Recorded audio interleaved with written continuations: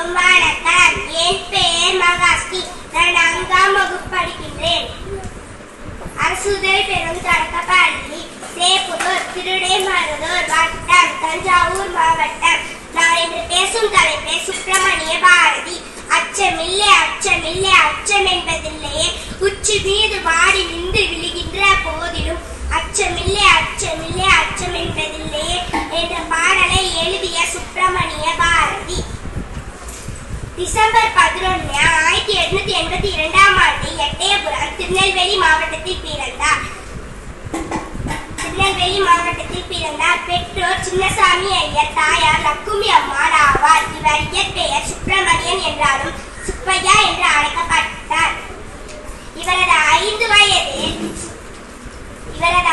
வயதில் அவர் தாயார் லக்குமி அம்மாள் மறைந்தார்.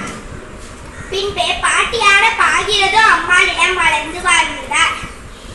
இவர் 11ஆம் வயதில் பள்ளி படித்து வரும் பொழுது கவிப்புனையும் ஆற்றலை வெளிப்படுத்தியது.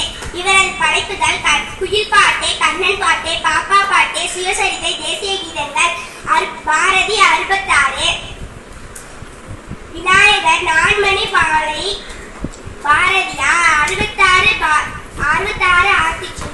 66 பாடல்கள், ஆத்திச்சூடி, பொன்வார் நதி, நவந்திர கதைகள், இந்தியா உத்தம வாழ்க்கை, சுதந்திர சங்கு, காந்தி உபதேசங்கள், சின்னஞ்சிறு கிளியை, ஞானரதம், பகவத்கீதை, சந்திரிகையின் கதை,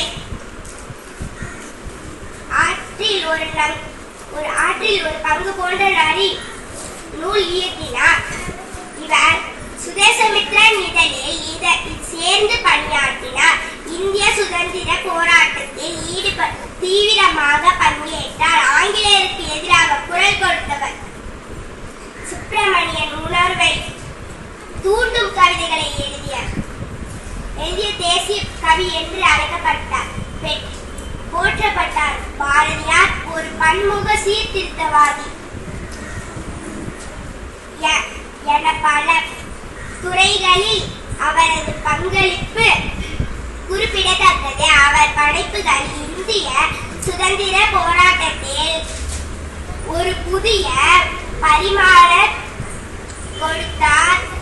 1921ஆம் ஆண்டு ஜூலை மாதம் பாரதியார் பாட்சாதி கோவில் யானை தாக்கியதால் நோய்வாய்ப்பட்டு கடும் வயிற்று கடுநோயால் பாதிக்கப்பட்டார். பிறகு 1921 செப்டம்பர் 11 காலமானார். இவர் கடைசி நாட்களை கழித்த இல்லம் திருவல்லிக்கேணியில் உள்ளது என்று கூறி தந்த வாய்ப்புக்கு நன்றி கூறி